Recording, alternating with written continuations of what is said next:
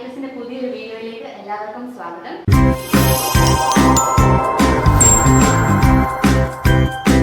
ഇന്ന് നമ്മൾ പഠിക്കാൻ പോകുന്ന ടോപ്പിക് എയർപോർട്ട് എഞ്ചിനീയറിംഗ് ആണ്. എയർപോർട്ട് എഞ്ചിനീയറിംഗ് എന്ന് പറയുന്നത് ട്രാൻസ്പോർട്ടേഷൻ എഞ്ചിനീയറിംഗിലെ ഒരു പാർട്ടാണ് എയർപോർട്ട് എഞ്ചിനീയറിംഗ്. അപ്പോൾ 1 to 2 മാർക്സ് വരെ ഈ ഒരു പോർഷനിൽ നിന്ന് നിങ്ങൾക്ക് എക്സ്പെക്ട് ചെയ്യാവുന്നതാണ്. ഇതിനകത്തുള്ള കണ്ടന്റ്സ് എന്ന് പറയുന്നത് design of runways, taxiways and aprons, airport characteristics, aircraft component parts, site selection, terminal area planning, airport marking and lighting. അപ്പോൾ ഇത്രയും പോർഷൻസ് ഉള്ളതിൽ ഏറ്റവും ഇമ്പോർട്ടൻ്റ് ആയിട്ട് ശ്രദ്ധിക്കേണ്ടത് ഒരു പാർട്ടാണ് ഡിസൈൻ ഓഫ് റൺവേസ്. അപ്പം നേരത്തെ പ്രീവിയസ് ക്വസ്റ്റ്യൻ പേപ്പർ എടുത്ത് നോക്കിയാൽ ഡിസൈൻ ഓഫ് റൺവേസിൽ നിന്നും ആണ് നമുക്ക് ക്വസ്റ്റ്യൻസ് വന്നിട്ടുള്ളത്. അതായത് റൺവേയുടെ ലെങ്ത് കണ്ടുപിടിച്ചിട്ട് അതിൻ്റെ അതിൽ കറക്ഷൻസ് അപ്ലൈ ചെയ്യും. അപ്പോൾ അത് വെച്ചിട്ടുള്ള പ്രോബ്ലംസ് ആണ് നേരത്തെ ചോദിച്ചിട്ടുള്ളത്.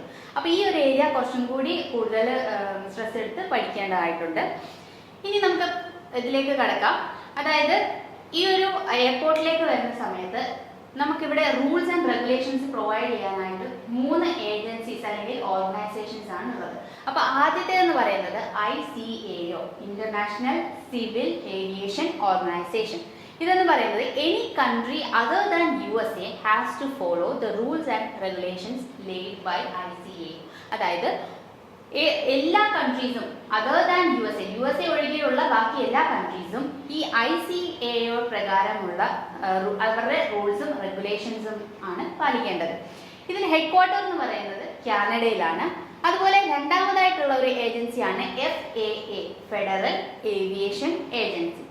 The airport and aircrafts running inside the USA has to follow the rules and regulations laid by FAA. അതായത് USA-ക്ക് അകത്തുള്ള റീജിയൻസിലാണെങ്കിൽ അവിടെ ഫോളോ ചെയ്യേണ്ട എയർക്രാഫ്റ്റും എയർപോർട്ടും അവിടെ ഏത് റൂൾസ് ആണ് ഫോളോ ചെയ്യേണ്ടത്? FAA-യുടെ റൂൾസ് ആണ് ഫോളോ ചെയ്യേണ്ടത്.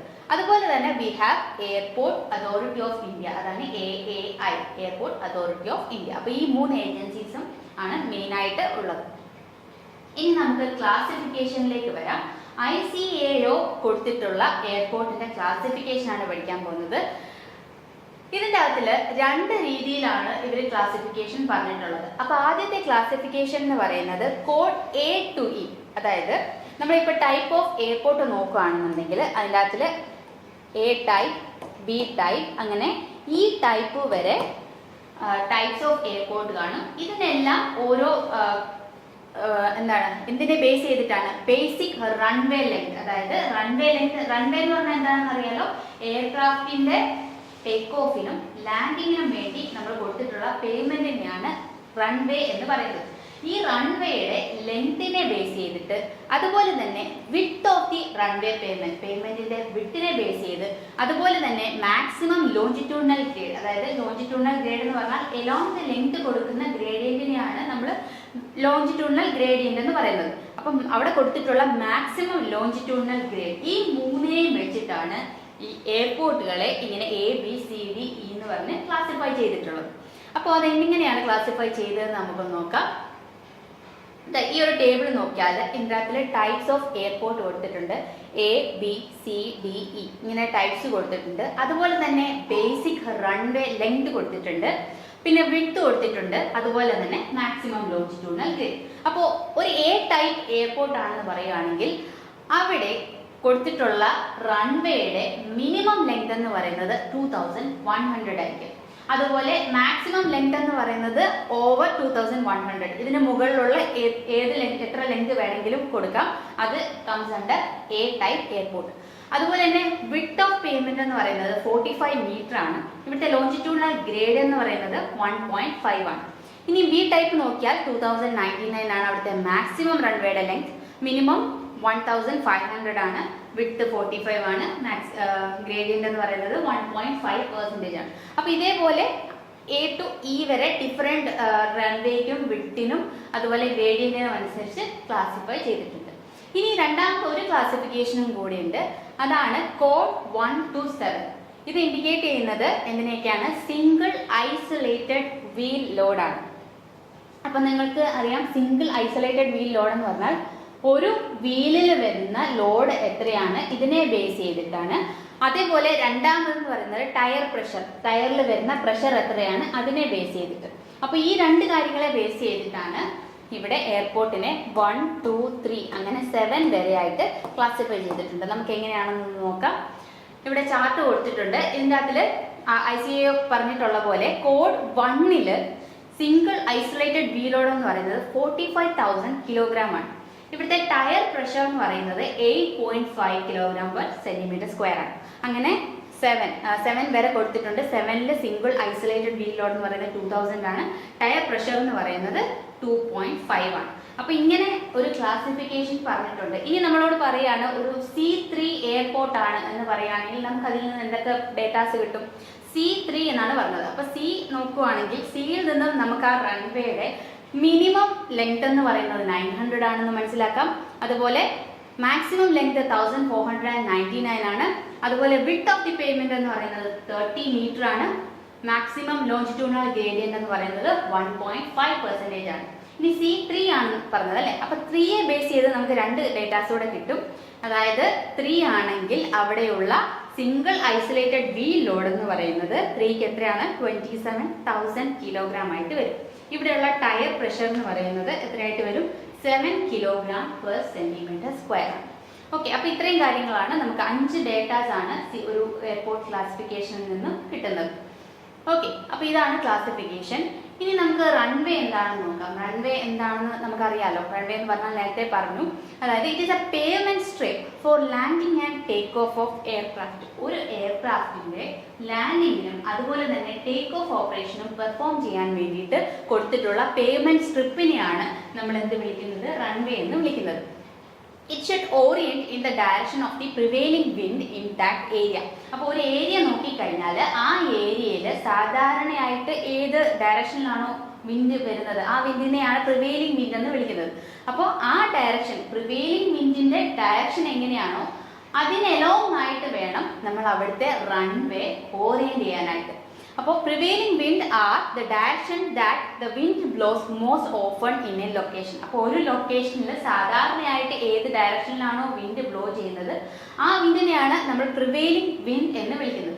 ആ വിൻഡിന്റെ ഡയറക്ഷൻ ഇതുവഴി എങ്ങനെയാണോ അതിനെ ബേസ് ചെയ്തിട്ടായിരിക്കണം നമ്മൾ റൺവേ ഓറിയന്റ് ചെയ്യാനായിട്ടുള്ളത്. അപ്പോൾ ഇത് രണ്ടും ഓർത്തിരിക്കാം. ഇനി എന്താണ്? ത്രെഷോൾഡ് മാർക്കിംഗ് ആണ്. ത്രെഷോൾഡ് മാർക്കിംഗ് എന്ന് പറയുന്നത് ഈ റൺവേയുടെ ഇവിടെ കൊടുത്തിട്ടുള്ള വൈറ്റ് സ്ട്രിപ്സ് കണ്ടില്ലേ, ഇതിനെയാണ്, ഇത് നമ്മളൊരു റൺവേയുടെ ബിഗിനിങ്ങിലാണ് കൊടുത്തിട്ടുള്ളത്. അപ്പൊ ഈ ഒരു സ്ട്രിപ്പിനെയാണ് നമ്മൾ ത്രെഷോൾഡ് മാർക്കിംഗ് എന്ന് വിളിക്കുന്നത്. അതായത് threshold marking helps identify the beginning of the runway that is available for landing. അപ്പോൾ നമ്മളൊരു എയർക്രാഫ്റ്റ് ലാൻഡ് ചെയ്യുന്ന സമയത്ത് നമുക്ക് റൺവേ എവിടെയാണെന്ന് മനസ്സിലാക്കണം, ആ റൺവേയുടെ ബിഗിനിങ് എവിടെയാണെന്ന് മനസ്സിലാവണം. അതേപോലെ അത് മനസ്സിലാവാൻ വേണ്ടിയിട്ട് കൊടുത്തിട്ടുള്ളതാണ് എൻ്റെ ത്രെഷോൾഡ് മാർക്കിംഗ്. ഇപ്പൊ നേരത്തെ പറഞ്ഞ പോലെ ഒരു റൺവേ ഇതാണെന്ന് വിചാരിക്കുക. ഈ റൺവേ ഇതേപോലെ കൊടുത്തിട്ടുള്ള മാർക്കിങ്സിനെയാണ് ത്രെഷോൾഡ് മാർക്കിംഗ് എന്ന് വിളിക്കുന്നത്. ഒരു റൺവേയുടെ ബിഗിനിങ് എവിടെയാണോ അത് മനസ്സിലാക്കാൻ വേണ്ടിയിട്ടാണ് നമ്മൾ ത്രെഷോൾഡ് മാർക്കിങ്സ് കൊടുത്തിട്ടുള്ളത്. ഇനി നമ്മൾ റൺവേയുടെ ഡിസൈനിലേക്ക് വരികയാണ്. റൺവേയുടെ ഡിസൈനിങ് എന്ന് പറഞ്ഞാൽ അതിൻ്റെ മെയിൻ ആയിട്ടുള്ളത് ഒരു കാര്യം, എത്ര ഒരു എയർപോർട്ട് ചിലപ്പോൾ ഒന്നിൽ കൂടുതൽ റൺവേസ് ഉണ്ടാവും. അപ്പൊ നമ്മൾ അത് ആദ്യമേ നോക്കണം, ആ എയർപോർട്ടിന് എത്ര റൺവേസ് നമ്മൾ പ്രൊവൈഡ് ചെയ്യണം എന്നുള്ളത്. അപ്പോൾ നമ്പർ ഓഫ് റൺവേസ് എന്ന് പറയുന്നത് ഡിപ്പെൻഡ് ചെയ്യുന്നത് അവിടുത്തെ എയർ ട്രാഫിക് വോളിയത്തിനെയാണ്. അപ്പോൾ എയർ ട്രാഫിക് വോളിയം കൂടുതലാണെന്നുണ്ടെങ്കിൽ അതിനനുസരിച്ചുള്ള നമ്പർ ഓഫ് റൺവേസ് നമ്മൾ പ്രൊവൈഡ് ചെയ്യണം. ഈ ഡിസൈനിങ് രണ്ടാമതായിട്ട് വരുന്നത് റൺവേ ഓറിയന്റേഷൻ ആണ്. റൺവേ ഓറിയന്റേഷൻ എന്ന് പറഞ്ഞാൽ the runway orientation based on direction of the wind and extent of the area available. അപ്പോൾ ഒരു സ്ഥലത്തെ വിൻഡിന്റെ ഡയറക്ഷൻ നമ്മൾ നേരത്തെ പറഞ്ഞല്ലോ, പ്രിവെയിലിംഗ് വിൻഡിന്റെ ഡയറക്ഷൻ അലോങ് ആയിട്ടാണ് നമ്മൾ റൺവേ ഓറിയന്റ് ചെയ്യുന്നതെന്ന് പറഞ്ഞല്ലോ. അപ്പോൾ ആ ഓറിയന്റേഷൻ, റൺവേ ഓറിയന്റേഷൻ എന്ന് പറയുന്നത് എന്തിനൊക്കെ ബേസ് ചെയ്തിരിക്കും? ഒന്ന് ഡയറക്ഷൻ ഓഫ് വിൻഡിനെ, അതുപോലെ തന്നെ അവിടുത്തെ എക്സ്റ്റെന്റ് ഓഫ് ഏരിയ അവൈലബിൾ, അവിടെ എത്രത്തോളം ഏരിയ അവൈലബിൾ ആണ് അതിനെ ബേസ് ചെയ്തിരിക്കും. ഇനിയും പഠിക്കാനുള്ളത് റൺവേയുടെ ഓറിയന്റേഷൻ ആണ്. അപ്പോൾ റൺവേ ഓറിയന്റേഷനെ കുറിച്ച് നമ്മൾ ഓറിയന്റ് ചെയ്യുന്നതിന് മുന്നേ ആയിട്ട് കളക്ട് ചെയ്യേണ്ട കുറച്ച് ഇൻഫോർമേഷൻസ് ഉണ്ട്. അതിനെ നമ്മൾ എന്ത് വിളിക്കും? Preliminary information required. അപ്പോൾ ആദ്യമേ ഒരു റൺവേ ഡിസൈൻ ചെയ്യുന്നതിന് മുന്നേ ആയിട്ട്, തീരുമാനിക്കുന്നതിന് മുന്നേ ആയിട്ട് നമുക്ക് കളക്ട് ചെയ്യേണ്ട കുറച്ച് ഇൻഫോർമേഷൻസ് ഉണ്ട്. അതിനെയാണ് പ്രിലിമിനറി ഇൻഫോർമേഷൻ എന്ന് പറയുന്നത്. It is necessary to collect the following data before deciding the orientation of runway. അപ്പോൾ എന്തൊക്കെയാണ് ആ ഡേറ്റാസ് എന്ന് നോക്കാം. ആദ്യത്തെ എന്ന് പറയുന്നത് കോണ്ടൂർ മാപ്സ് ആണ്. കോണ്ടൂർ മാപ്സ് എന്ന് പറഞ്ഞാൽ നമുക്ക് എന്താണെന്ന് അറിയാലോ, the maps of the area in the vicinity of the airport showing contours at suitable intervals. അതായത് നമ്മൾ എയർപോർട്ട് എവിടെയാണോ ലൊക്കേറ്റ് ചെയ്യേണ്ടത് ആ ലൊക്കേഷന്റെ ഏരിയയിലുള്ള, അവിടുത്തെ വിസിനിറ്റിയിലുള്ള ഒബ്ജക്ട്സിന്റെ ഹൈറ്റ് അറിയാൻ, എലിവേഷൻ അറിയാൻ വേണ്ടിയിട്ട് നമ്മൾ കോണ്ടൂർ മാപ്സ് അറ്റ് സ്യൂട്ടബിൾ ഇന്റർവെൽസിൽ നമ്മൾ കോണ്ടൂർ മാപ്സ് പ്രിപ്പയർ ചെയ്യും. അപ്പോൾ എന്തിനു വേണ്ടിയിട്ടാണ്, നമ്മൾ എയർക്രാഫ്റ്റ് ഇങ്ങനെ ലാൻഡിങ്ങും ടേക്ക് ഓഫ് ഓപ്പറേഷൻ നടക്കുന്ന സമയത്ത് അവിടെ ഒബ്സ്ട്രക്ഷൻസ് ഒന്നും ഉണ്ടാവാൻ പാടില്ല. അപ്പോൾ ഇതിന്റെ ഒരു ഹൈറ്റ് എങ്ങനെയാണോ ലാൻഡ് ചെയ്യുന്നത് ആ ഒരു ഹൈറ്റിനെ ബേസ് ചെയ്ത് അവിടെ എന്തെങ്കിലും ഒബ്സ്ട്രക്ഷൻസ് ഉണ്ടോ എന്നറിയാൻ വേണ്ടിയിട്ടാണ് നമ്മൾ കോണ്ടൂർ മാപ്സ് പ്രിപ്പയർ ചെയ്യുന്നത്. ഇനി രണ്ടാമത്തെ കാര്യം എന്ന് പറയുന്നത് വിൻഡ് ഇൻഫോർമേഷൻ ആണ്. വിൻഡ് ഇൻഫോർമേഷൻ എന്ന് പറഞ്ഞാൽ നമ്മൾ ഒരു സൈറ്റിന്റെ, എയർപോർട്ടിന്റെ സൈറ്റ് നമ്മൾ അവിടെ റൺവേ ഓറിയന്റ് ചെയ്യണം. അപ്പോൾ ആ ഒരു ഏരിയയിലെ വിൻഡിന്റെ ഡേറ്റാസ് നമ്മൾ കളക്ട് ചെയ്യണം. അപ്പോൾ നമുക്ക് എത്രത്തോളം പ്രീവിയസ് ഇയറിലെ ഡേറ്റാസ് കളക്ട് ചെയ്യാൻ പറ്റുമോ അത്രയും ഡേറ്റാസ് നമ്മൾ കളക്ട് ചെയ്യണം. അപ്പോൾ എന്തൊക്കെ ഡേറ്റാസ് ആണ് അതിൽ വിൻഡ് ഇൻഫോർമേഷനിൽ വരിക? ഒന്നെന്ന് പറയുന്നത് വിൻഡിന്റെ ഡയറക്ഷൻ ആണ്. റെക്കോർഡ്സ് ഓഫ് ഡയറക്ഷൻ, ഫോഴ്സ്, അതുപോലെ തന്നെ ഡ്യൂറേഷൻ ഓഫ് ദി വിൻഡ്. അപ്പോൾ ഈ മൂന്ന് കാര്യങ്ങൾ, അതായത് ഡയറക്ഷൻ, വിൻഡിന്റെ ഇന്റൻസിറ്റി, വിൻഡിന്റെ ഡ്യൂറേഷൻ, ഈ മൂന്ന് കാര്യങ്ങളും എത്രത്തോളം ഡേറ്റാസ് നമുക്ക് കിട്ടുമോ അത് നമ്മൾ പ്രീവിയസ് ഇയർ ഡേറ്റാസ് കളക്ട് ചെയ്യണം. അതുപോലെ തന്നെ fog characteristics of the area. അതായത് എന്താണ്, ഇപ്പൊ നമ്മുടെ എയർപോർട്ട് ലൊക്കേറ്റ് ചെയ്യുന്നത് ഒരു ഹയർ ഓൾട്ടിറ്റ്യൂഡ് കൂടുതലുള്ള ഒരു ഏരിയയിലാണെന്ന് വിചാരിക്കാം. അപ്പൊ ആ സ്ഥലത്തെ ഫോഗിന്റെ ക്യാരക്ടറിസ്റ്റിക്സും കൂടി നമ്മൾ കളക്ട് ചെയ്യേണ്ടതായിട്ടുണ്ട്. അപ്പൊ ഇത്രയും കാര്യങ്ങളാണ് നമ്മളൊരു റൺവേ ഓറിയന്റ് ചെയ്യാനായിട്ട് നോക്കേണ്ടത്. ഇനി നമുക്ക് വരുന്ന ഒരു ടേമാണ് ഹെഡ് വിൻഡ് കമ്പോണന്റ്. അപ്പൊ ഹെഡ് വിൻഡ് കമ്പോണന്റ് എന്ന് പറഞ്ഞാൽ it is a wind component acts opposite to the aircraft. അപ്പൊ നേരത്തെ നമ്മൾ പറഞ്ഞു, നമ്മൾ ഒരു സ്ഥലത്തെ പ്രിവെയിലിംഗ് വിൻഡ് ഏതുവഴിയാണോ, ഏത് ഡയറക്ഷനിലാണോ ആക്ട് ചെയ്യുന്നത് അതിന് എലോങ് ആയിട്ട് വേണം നമ്മുടെ എയർപോർട്ട്, അതായത് നമ്മുടെ റൺവേ ഓറിയന്റ് ചെയ്യാനായിട്ട്. അപ്പൊ നമ്മുടെ എയർക്രാഫ്റ്റ് ഇങ്ങനെ വരികയാണെന്ന് വിചാരിക്കാം, ഇതിന് ഓപ്പോസിറ്റ് ഡയറക്ഷനിലേക്ക് വേണം നമ്മുടെ വിൻഡ് ഡയറക്ഷൻ. അതായത് ഇവിടെ നമ്മൾ പറയാണ്, ഇതാണ് നമ്മുടെ എയർക്രാഫ്റ്റ്, ഈ എയർക്രാഫ്റ്റിന്റെ ഡയറക്ഷൻ ഇങ്ങോട്ടേക്കാണെന്ന് വിചാരിക്കുക. നമുക്ക് എങ്ങനെയാണ് വേണ്ടത്, വിൻഡിന്റെ ഡയറക്ഷൻ ഇതിന് എഗെയിൻസ്റ്റ് ആണ്. അപ്പൊ ഈ വിൻഡിന്റെ ഡയറക്ഷൻ, ഈ വിൻഡിനെയാണ് നമ്മൾ എന്ത് വിളിക്കുന്നത്, ഹെഡ് വിൻഡ് എന്ന് വിളിക്കുന്നത്. അപ്പോൾ ഒരു എയർക്രാഫ്റ്റ് നോക്കിയാൽ ഈ എയർക്രാഫ്റ്റിന്റെ നോസ് പാർട്ടാണിത്. ഈ പാർട്ടിനെ നമ്മൾ വിളിക്കുന്നതാണ് നോസ് എന്ന് വിളിക്കും. അപ്പോൾ നമ്മൾ ഇതിങ്ങനെ ലാൻഡ് ചെയ്തിട്ട് ഇങ്ങനെ മൂവ് ചെയ്ത് വരുന്ന സമയത്ത് ഇതിന് എഗെയിൻസ്റ്റ് ആയിട്ട് ഈ വിൻഡ് വരികയാണെന്നുണ്ടെങ്കിൽ അതിന് അഡ്വാൻറ്റേജസ് എന്തൊക്കെയായിരിക്കും? നമുക്ക് ഒരു ഫ്ലൈറ്റ് എയർക്രാഫ്റ്റ് ലാൻഡ് ചെയ്ത് വരുന്ന കുറച്ച് നേരം കൂടി ഇത് ഗ്രൗണ്ടിൽ മൂവ് ചെയ്തിട്ടാണ് പിന്നെ അത് സ്റ്റോപ്പ് ചെയ്യുന്നത്. അപ്പൊ അതിന് എഗെയിൻസ്റ്റ് ആയിട്ടാണ് ഒരു വിൻഡ് ഡയറക്ഷൻ വരുന്നതെന്നുണ്ടെങ്കിൽ, വിൻഡ് അടിക്കുന്നതെന്നുണ്ടെങ്കിൽ എന്ത് കിട്ടും, ഇതൊരു ബ്രേക്കിംഗ് എഫക്ട് കൊടുക്കും. അതായത് ഇതുപോലെ മൂവ് ചെയ്യുന്നു, ഇതിന് എഗെയിൻസ്റ്റ് ആയിട്ട് വിൻഡ് വരുന്നു, അപ്പൊ ഒരു ബ്രേക്കിംഗ് എഫക്ട് കൊടുക്കത്തില്ലേ, ഈ ഫോഴ്സ് റിട്ടാർഡ് ചെയ്യാനായിട്ട് സഹായിക്കുന്ന ആളാണ് ഓപ്പോസിറ്റ് വരുന്ന വിൻഡ്. അപ്പോൾ അതുപോലെ തന്നെ രണ്ടാമത്തെ കാര്യം എന്ന് പറയുന്നത് it provides additional lift on aircraft during the take off. ഈ എയർപോർട്ട് ഇനി ടേക്ക് ഓഫ് ചെയ്യാണെന്ന് വിചാരിക്കാം. ഇങ്ങനെ ടേക്ക് ഓഫ് ചെയ്യുന്ന സമയത്ത് ഇതിന്റെ വിങ്സ് ആണ് ഒരു ലിഫ്റ്റ് പ്രൊവൈഡ് ചെയ്യുന്നത്. ഇത് കുറെ ഹൈ സ്പീഡിൽ ഗ്രൗണ്ടിൽ കൂടെ മൂവ് ചെയ്ത് വന്നിട്ട് ഇത് പൊങ്ങാനായിട്ടുള്ള ലിഫ്റ്റ് കൊടുക്കുന്നത് വിങ്സ് ആണ്. അപ്പോൾ ഒരു അഡീഷണൽ ലിഫ്റ്റ് കൊടുക്കാനായിട്ട് ഈ വിൻഡ് സഹായിക്കും. അതായത് ഈ ഓപ്പോസിറ്റ് ഡയറക്ഷനിലൂടെയാണ് വിൻഡ് വരുന്നതെന്നുണ്ടെങ്കിൽ ആ വിൻഡ് ഒരു അഡീഷണൽ ലിഫ്റ്റ് ഈ വിങ്സിലേക്ക് കൊടുക്കുകയും അങ്ങനെ ഈസി ആയിട്ട് ഈ എയർക്രാഫ്റ്റിന് പൊന്താനായിട്ട് സഹായിക്കുകയും കൂടെ ചെയ്യുന്നു. അപ്പോൾ ഈ രണ്ട് കാര്യങ്ങളാണ് എൻ്റെ ഹെഡ് വിൻഡ് കമ്പോണന്റിനെ കുറിച്ച് മനസ്സിലാക്കാനുള്ളത്. ഹെഡ് വിൻഡ് കമ്പോണന്റ് എന്ന് പറയുന്നത് എപ്പോഴും നമ്മുടെ എയർക്രാഫ്റ്റിന്റെ ഡയറക്ഷന് ഓപ്പോസിറ്റ് ആയിട്ട് വരുന്ന വിൻഡിന്റെ കമ്പോണന്റിനെയാണ് നമ്മൾ വിളിക്കുന്നത് എന്ത്, ഹെഡ് വിൻഡ് കമ്പോണന്റ് എന്ന് പറയുന്നത്. അപ്പം ഇതിന്റെ രണ്ട് അഡ്വാൻറ്റേജസ് ആണ്. ഒന്ന് നമ്മൾ പറഞ്ഞു, സ്പീഡിൽ ലാൻഡ് ചെയ്ത് വന്നു കഴിയുമ്പോൾ ഒരു ബ്രേക്കിംഗ് എഫക്ട് കൊടുക്കും. It provides braking effect to the aircraft during landing. അതുപോലെ തന്നെ ടേക്ക് ഓഫ് ചെയ്യുന്ന സമയത്ത് ഇത് പൊങ്ങാനായിട്ട് ഒരു അഡീഷണൽ ലിഫ്റ്റ് പ്രൊവൈഡ് ചെയ്യാനും ഇത് സഹായിക്കും. Provides additional lift on the aircraft during the take off. അപ്പൊ ഇങ്ങനെ ഒരു അഡീഷണൽ ലിഫ്റ്റ് കൊടുക്കുന്നത് കൊണ്ടുള്ള അഡ്വാൻറ്റേജ് എന്തൊക്കെയാണ്? ഒന്നാമത്തേതെന്ന് പറയുന്നത് it requires less ground speed. അതായത് നമ്മൾ ഇവിടുന്ന് കുറച്ച് ദൂരം ഗ്രൗണ്ടിൽ കൂടെ മൂവ് ചെയ്ത് വന്നിട്ടാണ് ഇത് പൊങ്ങുന്നത്. അപ്പോൾ ഇവിടെ ഒരു ഓപ്പോസിറ്റ് ഡയറക്ഷനിലൂടെ വിൻഡ് കൊടുക്കുകയാണെന്നുണ്ടെങ്കിൽ ഈസി ആയിട്ട് ലിഫ്റ്റ് ചെയ്ത് കൊടുക്കും. അതുകൊണ്ട് തന്നെ ഇതുവഴിയുള്ള ഗ്രൗണ്ടിന്റെ സ്പീഡ് നമുക്ക് ഗ്രൗണ്ട് സ്പീഡ് കുറച്ച് കൊടുത്താലും ഈസി ആയിട്ട് ഇത് പൊങ്ങിപ്പോകും. അതുപോലെ needs less take off distance. നമ്മൾ കൂടുതൽ ഡിസ്റ്റൻസ് വേണമെന്നുണ്ടെങ്കിൽ നമ്മുടെ റൺവേയുടെ ലെങ്തും അതിനനുസരിച്ച് കൊടുക്കണം. അത് അൺഎക്കണോമിക്കലാണ്. അപ്പോൾ ഇതുപോലെ അഡീഷണൽ ലിഫ്റ്റ് കൊടുക്കുകയാണെന്നുണ്ടെങ്കിൽ നമുക്കൊരു സ്റ്റീപ്പർ ക്ലൈംബ് ഈസി ആയിട്ട് സ്റ്റീപ്പായിട്ട് ഇത് ക്ലൈംബ് ചെയ്യാൻ പറ്റും. അതുപോലെ തന്നെ it needs less take off distance. Take off ചെയ്യാൻ വേണ്ടിയിട്ട് വളരെ കുറച്ച് ഡിസ്റ്റൻസ് മതി. അതല്ലാന്നുണ്ടെങ്കിൽ നമ്മൾ കൂടുതൽ ദൂരം ഇതുപോലെ ഓടി വന്നാൽ മാത്രമേ നമുക്ക് ആവശ്യത്തിനുള്ള ലിഫ്റ്റ് കിട്ടി ഇത് പൊന്താനായിട്ട് പറ്റുള്ളൂ. അപ്പൊ ഇതാണ് ഈ ഹെഡ് വിൻഡ് കമ്പോണന്റിന്റെ ഒരു പ്രത്യേകത. അപ്പൊ നമ്മളൊരു വിൻഡ് നോക്കിയാൽ എപ്പോഴും ഈ ഹെഡ് വിൻഡിന് ഓപ്പോസിറ്റ് ആയിട്ട് ഹെഡ് വിൻഡ് എങ്ങനെയാണോ വരുന്നത് അതിന് എതിർവശത്തായിട്ട് ആണ് ഈ എയർക്രാഫ്റ്റ് മൂവ് ചെയ്തതെന്ന് ആലോചിക്കുക. അപ്പൊ ഇങ്ങനെയാണ് ഹെഡ് വിൻഡിന്റെ കമ്പോണന്റ് എന്നുണ്ടെങ്കിൽ ഇതിന് ഓപ്പോസിറ്റ് ആയിട്ടായിരിക്കും നമ്മുടെ എയർക്രാഫ്റ്റ് മൂവ് ചെയ്യേണ്ടത്. ഓക്കെ, അപ്പോൾ ഇനിയും പഠിക്കാനുള്ളൊരു ടേം ആണ് ക്രോസ് വിൻഡ് കമ്പോണന്റ്.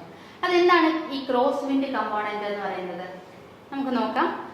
നമ്മളിവിടെ പറഞ്ഞു നമ്മുടെ എയർക്രാഫ്റ്റ് ഇവിടുന്ന് ഇങ്ങോട്ടേക്ക് വരികയാണ്. നമ്മുടെ എയർക്രാഫ്റ്റ് ഈ ഒരു ഡയറക്ഷനിലാണ് നമ്മുടെ എയർക്രാഫ്റ്റ് വരുന്നത്. അപ്പൊ അവിടുത്തെ ഹെഡ് വിൻഡ് കമ്പോണന്റ് എന്ന് പറയുന്നത് എങ്ങനെയായിരിക്കും?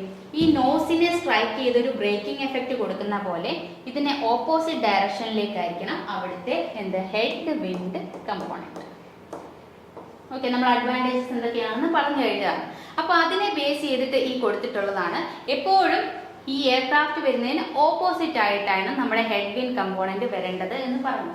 പക്ഷേ ഒരു എയർപോർട്ട് നോക്കിക്കഴിഞ്ഞാൽ ആ എയർപോർട്ടിൽ എപ്പോഴും ഇതേപോലെ ഫേവറബിൾ ആയിട്ടുള്ള കണ്ടീഷൻ ആയിരിക്കണം എന്നില്ല. അവിടുത്തെ വിൻഡ് എന്ന് പറയുന്നത് ചിലപ്പോൾ ഈ ഹെഡ് വിൻഡ് കമ്പോണന്റ് ഇങ്ങനെയാണെന്നുണ്ടെങ്കിൽ ഒരു ഇൻക്ലിനേഷനിൽ അവിടുത്തെ ആക്ച്വൽ വിൻഡ് വരാം. അപ്പോൾ ഒരു ആൽഫ ഇൻക്ലിനേഷനിലാണ് വരുന്നതെന്ന് വിചാരിക്കാം. എന്താണ് ഇവിടെ വിൻഡിന്റെ സ്പീഡ് ബി എന്ന് വിചാരിക്കുക. ആക്ച്വൽ സ്പീഡ് എന്ന് പറയുന്നത് നമ്മുടെ ഈ ഹെഡ് വിൻഡ് സ്പീഡിനെക്കാട്ടിൽ ആൽഫ ഇൻക്ലൈൻ ചെയ്തിട്ടാണ് ഇവിടെ ആക്ച്വൽ വിൻഡ് വരുന്നതെന്ന് വിചാരിക്കാം. ഓക്കെ, അപ്പോൾ ഇനി നമുക്ക് എന്തെഴുതാൻ പറ്റും? ഇതിന്റെ ഓപ്പോസിറ്റ് ഡയറക്ഷനിൽ ഒരു ക്രോസ് ആയിട്ട് വരുന്ന കമ്പോണന്റ്, ഈ കമ്പോണന്റിനെയാണ് നമ്മൾ എന്ത് വിളിക്കുന്നത്? ക്രോസ് വിൻഡ് കമ്പോണന്റ് എന്ന് വിളിക്കുന്നത്. ഓക്കെ, ക്രോസ് വിൻഡ് സ്പീഡ് എന്ന് വിളിക്കാം. അപ്പൊ നമ്മൾ ഇത് എഴുതുകയാണെന്നുണ്ടെങ്കിൽ ആൽഫ ആണ് ആംഗിൾ, വി ആണ് നമ്മുടെ ആക്ച്വൽ എയർപോർട്ടിലുള്ള വിൻഡിന്റെ സ്പീഡ് എന്ന് വിചാരിക്കാം. അപ്പൊ നമുക്ക് എന്ത് എഴുതാൻ പറ്റും? ഹെഡ് വിൻഡ് സ്പീഡ് എത്രയായിട്ട് എഴുതാൻ പറ്റും? വി കോസ് ആൽഫ എന്ന് എഴുതാൻ പറ്റും. അതുപോലെ തന്നെ നമ്മുടെ ക്രോസ് വിൻഡ് സ്പീഡ് എന്ന് പറഞ്ഞാൽ എത്രയായിരിക്കും? വി സൈൻ ആൽഫ ആയിരിക്കും. ഓക്കെ, ഇനിയും നമ്മുടെ ഈ ക്രോസ് വിൻഡ് സ്പീഡ് എന്താണെന്നാണ് നമ്മൾ പഠിക്കുന്നത്. ഇതിന്റെ ഡയറക്ഷൻ എങ്ങനെയാണ്? ഈ ഒരു രീതിയിലാണ് അടിക്കുന്നത്. ഈ വിൻഡിന്റെ ഡയറക്ഷൻ ഈ ഒരു രീതിയിലാണ്. അപ്പൊ നമ്മൾ ഈ എയർക്രാഫ്റ്റിലേക്ക് ഇതേപോലെ ഒരു വിൻഡിന്റെ കമ്പോണന്റ് വരികയാണെന്നുണ്ടെങ്കിൽ എന്തായിരിക്കും എഫക്ട്? നമ്മുടെ എയർക്രാഫ്റ്റ് ഇങ്ങനെ മൂവ് ചെയ്യുന്നു, അതിന് എഗൈൻസ്റ്റ് ആയിട്ട് അതിന് പെർപെൻഡിക്കുലർ ആയിട്ട് ഇങ്ങനെ ഒരു വിൻഡ് വരികയാണെന്നുണ്ടെങ്കിൽ എന്ത് സംഭവിക്കും? ഇത് ആക്ച്വലി ഇതേപോലെയായിരുന്നു ഗ്ലൈഡ് ചെയ്ത് പോകേണ്ടത്. പക്ഷെ ഈ വിൻഡിന്റെ ഫോഴ്സ് കാരണം ആക്ച്വൽ ഗ്ലൈഡിംഗ് പാത്തിൽ നിന്ന് ഇത് മൂവ് ചെയ്ത് മാറും. അതുകൊണ്ട് അതാണ് പറയുന്നത് the wind component acts perpendicular to the aircraft. ഈ എയർക്രാഫ്റ്റിന് പെർപെൻഡിക്കുലർ ആയിട്ടായിരിക്കും ആക്ട് ചെയ്യുന്നത്, ക്രോസ് വിൻഡ് കമ്പോണന്റ് ആക്ട് ചെയ്യുന്നത്. അതുപോലെ തന്നെ if it is excess it will displace the aircraft out of the runway. അതായത് ആക്ച്വൽ റൺവേ ഇങ്ങനെ പോകേണ്ടതായിരുന്നു, പക്ഷെ ഇവിടെ നിന്നും ഈ കാറ്റ് കൂടുതലാണ് ഇങ്ങനെ അടിക്കാൻ തുടങ്ങിക്കഴിഞ്ഞാൽ എന്ത് പറ്റും? ഇവിടുന്ന് ഡീവിയേറ്റ് ചെയ്ത് പോകും. അതാണ് പറഞ്ഞത് എക്സസ് ആണെന്നുണ്ടെങ്കിൽ it will displace aircraft out of the runway. ഇനി ഇതിനൊരു ലിമിറ്റ് പറയുന്നുണ്ട്. ഇത് എപ്പോഴും ഈ ഒരു ക്രോസ് വിൻഡ് കമ്പോണന്റ് എന്ന് പറയുന്നത് നമുക്ക് ഫേവറബിൾ അല്ല. ഈ ഒരു എയർക്രാഫ്റ്റ് റൺ ചെയ്യിക്കാനായിട്ട് നമുക്ക് ഫേവറബിൾ അല്ല. അതുകൊണ്ട് തന്നെ it should always be less than 25 km/h.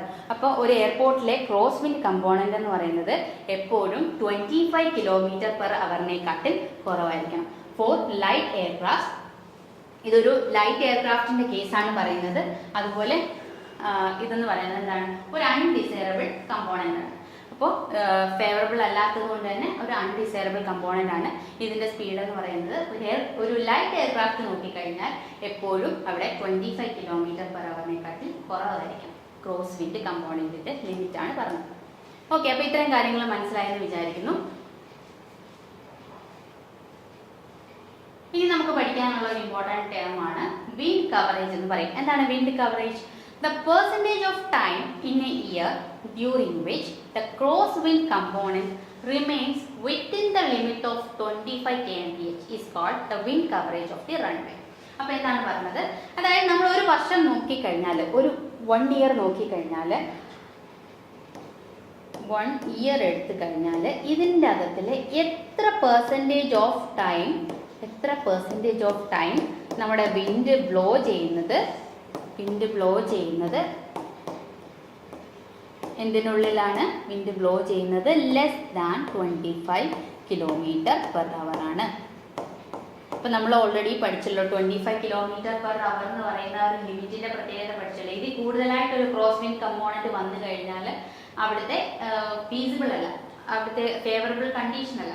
അപ്പം നമ്മൾ നോക്കുന്നത് ഒരു എയർപോർട്ടിന്റെ ലൊക്കേഷൻ എടുത്തു കഴിഞ്ഞാൽ അവിടെ ഒരു വർഷത്തിൽ എത്ര പെർസെൻറ്റേജ് ഓഫ് ടൈമിന്റെ പെർസെൻറ്റേജ് ആണ് ഈ പറയുന്നത്, എത്ര പെർസെൻറ്റേജ് ഓഫ് ടൈം അവിടെ വിൻഡ് ബ്ലോ ചെയ്തിട്ടുണ്ട്.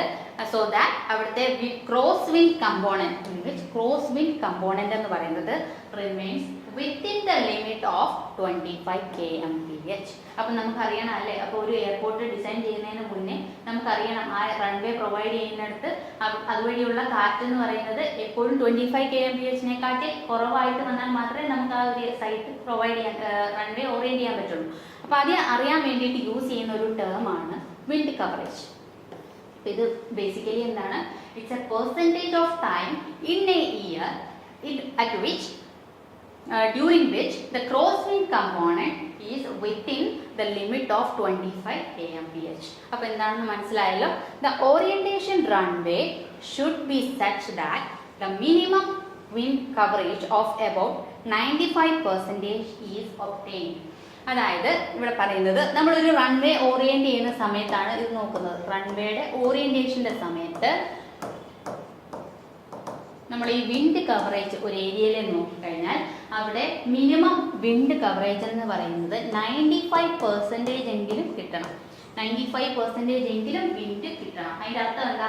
95%, അതായത് അവിടുത്തെ ഒരു വർഷത്തെ പെർസെൻറ്റേജ് ഓഫ് ടൈം നമ്മൾ നോക്കിക്കഴിഞ്ഞാൽ ആ പെർസെൻറ്റേജ് എന്ന് പറയുന്നത്, അതായത് 25 km/h കുറവായിട്ട് വെലോസിറ്റി വന്ന ടൈം എന്ന് പറയുന്നത് 95 എങ്കിലും ഉണ്ടായിരിക്കണം. ബാക്കിയുള്ള 5% വേണമെങ്കിൽ ക്രോസ് വിൻഡ് കമ്പോണന്റ് 25 കൂടിയാലും കുഴപ്പമില്ല. പക്ഷെ 95% ടൈംസും അവിടുത്തെ ക്രോസ് വിൻഡ് കമ്പോണന്റ് എന്ന് പറയുന്നത് എത്രയായിരിക്കണം? 25 kmph, അതായത് 95% ഓഫ് ടൈം ഈ ക്രോസ് വിൻഡ് കമ്പോണന്റ് എന്ന് പറയുന്നത് 25 kmph കുറവായിരിക്കണം. അപ്പോൾ ഇതെന്ന് പറയുന്നതാണ് മിനിമം വാല്യൂ. അപ്പോൾ ഈ 94 വന്നാൽ നമ്മൾ അവിടെ എയർപോർട്ട് റൺവേ ഓറിയൻറ്റ് ചെയ്യാൻ പറ്റത്തില്ല. 93 വന്നാൽ പറ്റത്തില്ല. 95ഓ അതിന് മുകളിലോ വേണം ഈ ക്രോസ് വിൻഡ് കവറേജ് എന്ന് പറയുന്നത്. മിനിമം വാല്യൂ ആണ് ഈ പറഞ്ഞിട്ടുള്ളത് 95% എന്നുള്ളത്. അപ്പോൾ ഒരു ബിസി എയർപോർട്ട് വരികയാണെന്ന് വിചാരിക്കുക. For a busy airport it is possible to obtain the wind coverage up to 98% or even 100%. അപ്പോൾ നമ്മളൊരു കുറച്ചും കൂടി അഡ്വാൻസ്ഡ് ആയിട്ടുള്ള ഒരു ബിസി എയർപോർട്ട് നോക്കുകയാണെന്നുണ്ടെങ്കിൽ അവിടെ 98% വരെ വിൻഡ് കവറേജ് നോക്കണം. അതുപോലെ തന്നെ ചില സമയത്ത് 100% നമ്മൾ എടുക്കാറുണ്ട്. അതായത് അവിടെ ഒരു പ്രാവശ്യം പോലും ഒരു 0.1% പോലും ഈ 25 kmph വിൻഡ് ക്രോസ് ചെയ്തിട്ടില്ല. ഈ 25 kmph കൂടിയിട്ടില്ല. 0.1% പോലും കൂടിയിട്ടില്ല. അതാണ് 100% എന്ന് പറയുന്നത്. അപ്പോൾ ഈ ഒരു കോൺസെപ്റ്റ് മനസ്സിലായെന്ന് വിചാരിക്കുന്നു. ഇനി നമുക്ക് പഠിക്കാനുള്ളത് വിൻഡ് റോസ് ഡയഗ്രമാണ്. അപ്പോൾ ഈ ഒരു ടേം നമുക്ക് സമയപരിധി കാരണം നമ്മൾ നെക്സ്റ്റ് ക്ലാസ്സിൽ പഠിക്കുന്നതാണ്. അപ്പോൾ ബേസിക് ടേംസ് ആണ് ഇതുവരെ പറഞ്ഞു നിർത്തിയത്. നമ്മളിവിടെ വൈൻഡപ്പ് ചെയ്യാണ്. Thank you.